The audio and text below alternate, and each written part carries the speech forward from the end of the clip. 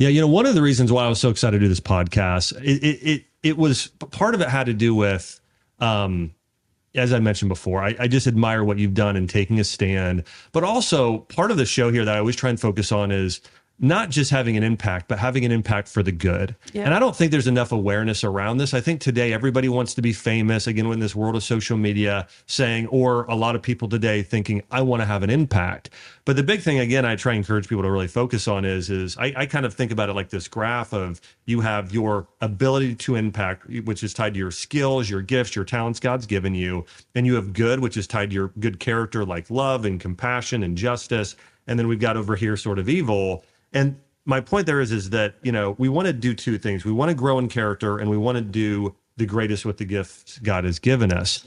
And I think if we're doing things the right way, it needs to be tied to first and foremost the good rather than the total amount of impact. And today, again, it seems to me like on social media in particular, people are posting because I want to get views, not I want to impact people positively.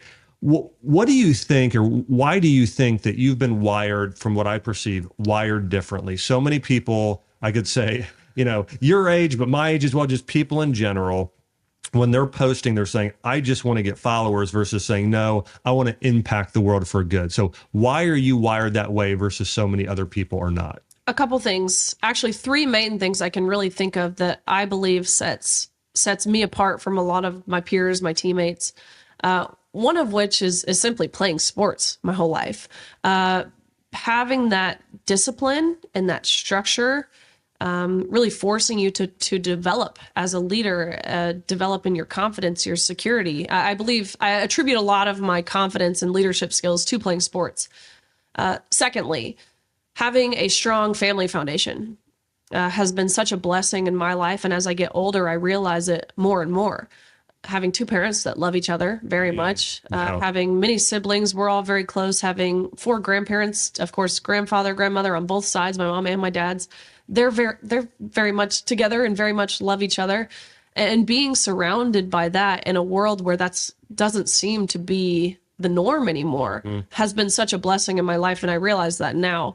And of course, third is growing up strong in my faith. I'm very fortunate again to have a family who took me to church Sunday morning, Sunday night, Wednesday night, even when I didn't want to go, being 10 years old and probably the youngest one in the congregation, bar my siblings by 70 years, was certainly not pleasant at the time. But now looking back, I realize how lucky I am.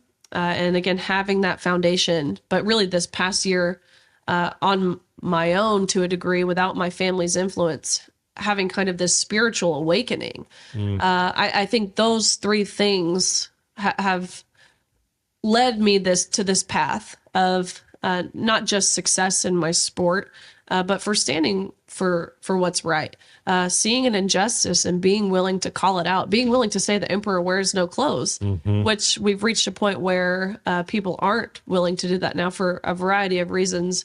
But I still see it worthwhile to stand for what's true and again, what's right and what's just. Yeah. You mentioned spiritual awakening. What are some of those things maybe you've been awakened to through this?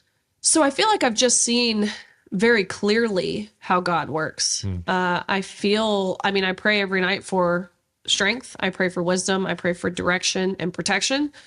And it's so crazy because I truly feel as if he's provided me with those things. That being said, just as clear as I can really see God moving and feel him, I feel like I can just as clearly see how his opposition works and how he moves, because we know Satan moves through deceit, and we know he moves through manipulation, and we know he moves through affirming lies, affirming delusions. And that's so much of what we see going on in this world right now. Again, broader than, of course, just the women's sports issue. We see so much of that.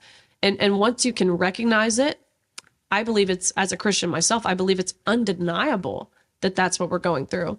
And again, reading the scripture, reading the word, Paul warns us several times throughout Acts and Romans and different places throughout the Bible that we will reach a point where bitter is seen as sweet and dark is seen as light and evil is seen as moral.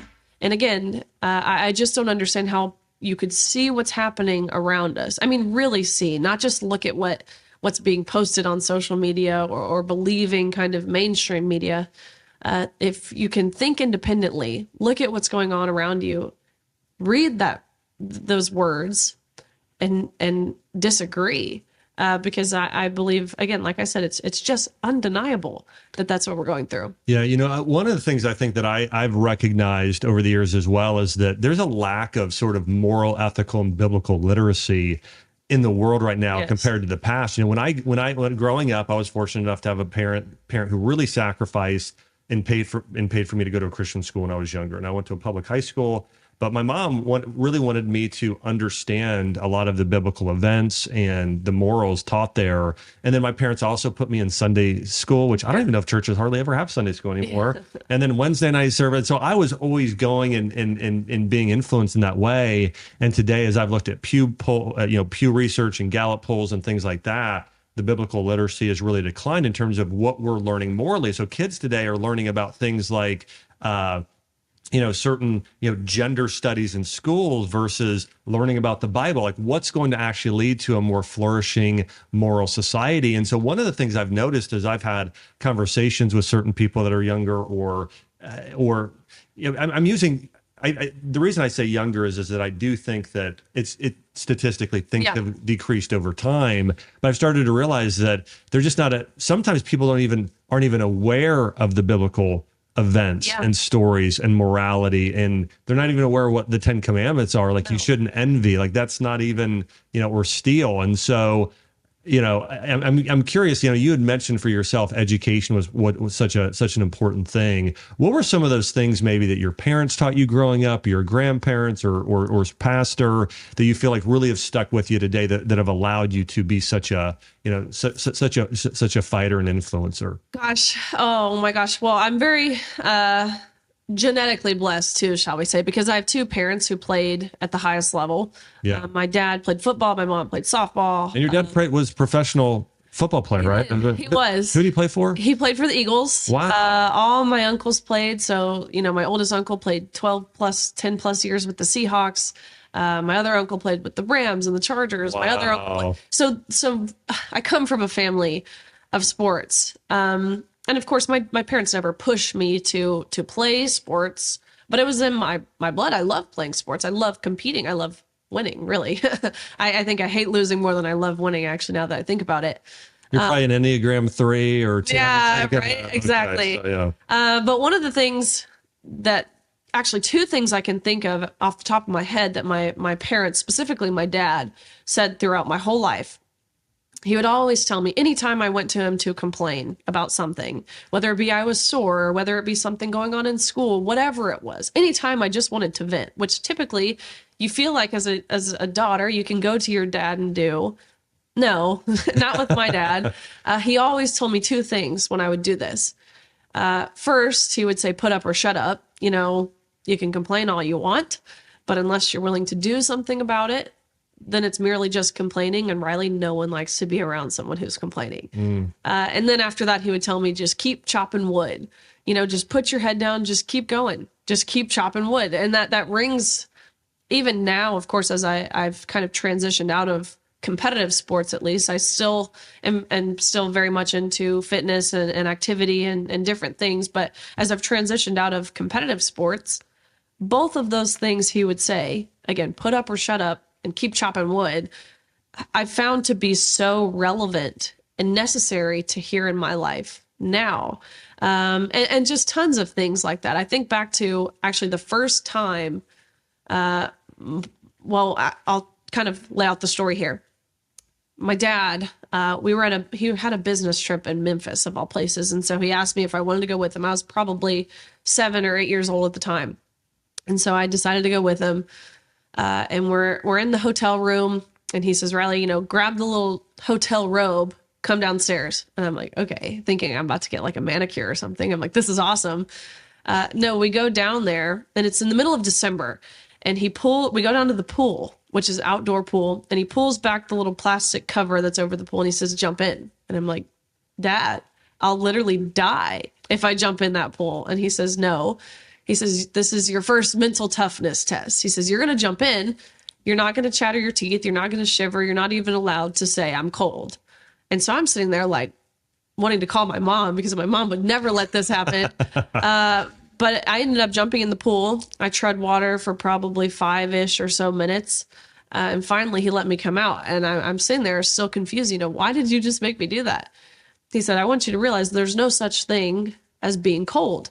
He said, there's such thing as absence of heat, but cold is just a mindset. And once you can realize that, you'll be stronger for it. And I have tons of stories just like that of my dad really instilling in me, both my parents. But again, my dad was the one who did the kind of torturous child abuse type things that my mom would never let happen. This is what dads are for. They, Totally. to toughen you up and bring on that sort of, sharpening in that way. I love it. Totally. But I have tons of stories just like that. And I think that really, again, I attribute so much of my willingness to stand firm and unapologetically to my parents and the structure of family. You know what? I think that there's something going on. Well, you and I both know there's something going on in society today where there's this idea that somehow the traditional family isn't good. My experience has been it's the most. Anyone who gets to experience having a mom and a dad in that traditional way is an incredible blessing, and it gives you something that by God's design. Of course. What are your thoughts on some people who might think that that isn't the reality? Let me ask you this way: what would you be missing if you didn't have the mom you had in life, or you didn't have the dad you had in life? Gosh, I think to be able to firsthand see what a gentle and passionate and really what that love looks like. And I was so blessed to be able to see that. And again, I didn't realize that when I was younger, because a lot of the times it's subconscious. You don't really notice it. But once, I guess, kind of to my dad's point, you notice the absence of it. Mm-hmm. And once I got to college, and having a lot of friends, of course, from all over the country, all kinds of different political views, from all kinds of different families, and understanding what they saw in their house every day, and how that differed from me and my life. Mm-hmm. Oh my gosh, I was so grateful for it. And just as you said, it's perfect by God's design. This is exactly what God envisioned when he created man and woman. And I'm very lucky to have that. And of course, there's a direct correlation now with, I think, the rate of divorce, different factors going on that are separating marriages. Yeah. And we see this correlation as to, it spans across, but crime, homelessness, how that's affecting younger people, and now, of course, how that's broader picture, how that's affecting our society.